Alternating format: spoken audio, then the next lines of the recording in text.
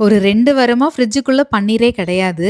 ஒரு சரி 4, 5 பாக்கெட் பன்னீர் வாங்கிட்டு வந்து வச்சதுக்கப்புறம், எப்போலாம் ஃப்ரிட்ஜ திறக்கிறேனோ, அப்பலாம் வந்து, "அம்மா பன்னீர் பண்ணலாமா?" அப்படின்னு கேட்டுட்டே இருப்பாங்க. உங்க வீட்ல குட்டீஸ் இப்படியான்னு எனக்கு சொல்லுங்க. ஏன்னா ஃப்ரிட்ஜ திறந்துறவே கூடாது. உடனே "பன்னீர் பண்ணலாமா?" அப்படின்னு சொல்லிட்டு. அதனால இன்னைக்கு நம்ம வீட்டு டின்னர் வந்து நெய் சோறும், பன்னீர் ஃப்ரையும். இதுவே செவ்வாய்க்கிழமையா இல்லாம இருந்தா, ஏதாவது நான்வெஜ் சைட் டிஷ் வச்சா சூப்பரா இருக்கும். ஒவ்வொருத்தர் ஒவ்வொரு மாரி இந்த நெய் சோறு பண்ணுவாங்க. நான் வந்துட்டு ஒயிட் கலர்லயும் பண்ணுவேன்.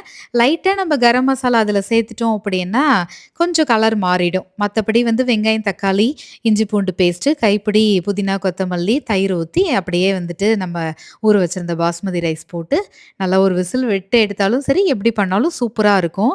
அ இன்னொன்னு வந்து பாஸ்மதி அரிசி ரொம்ப ஊறுனா உடைஞ்சு போயிடும் அப்படின்னுவாங்க. அதெல்லாம் எனக்கு மித்து அப்படின்னு தோணுது. 4 மணி நேரம் ஊற வச்ச ரைஸ் எப்படி இருக்குன்னு நீங்களே பாருங்க. அப்படியே சைட்ல கொஞ்சம் பப்பாளி எடுத்துக்கிட்டோம்.